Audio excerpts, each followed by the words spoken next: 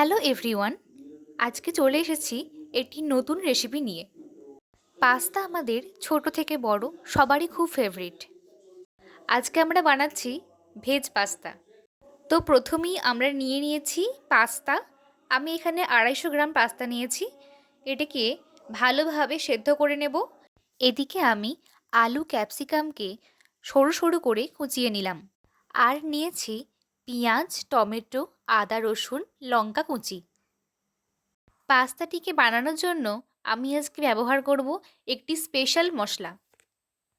তার জন্য কড়াইয়ে আমি দিয়ে দিচ্ছি শুকনো লঙ্কা আর জিরে। মশলাটিকে ভালোভাবে ভেজে গুঁড়িয়ে নেব।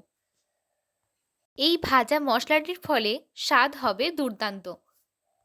এবার আমি কড়াইতে দিচ্ছি পরিমাণ মতো সরষের তেল। তেলটি গরম হয়ে আসলে আমি একে একে রসুন কুচি, আদা কুচি, লঙ্কা কুচি ও পেঁয়াজ কুচিগুলোকে দিয়ে দেব। বেশ কিছুক্ষণ নাড়াচাড়া করে নেব। ভালোভাবে ভাজা হয়ে গেলে আমি তার মধ্যে দিচ্ছি আগে থেকে কুচিয়ে রাখা আলু ও ক্যাপসিকাম কুচি। অল্প নাড়াচাড়া করে দিয়ে দিচ্ছি টমেটো। এবার দেব পরিমাণ মতো নুন, হলুদ ও আগে থেকে করে রাখা ভাজা মশলাটি।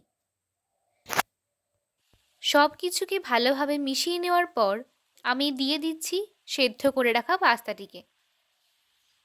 পাস্তাটিকে ভালোভাবে মিশিয়ে নেব বেশ কিছুক্ষণ ধরে।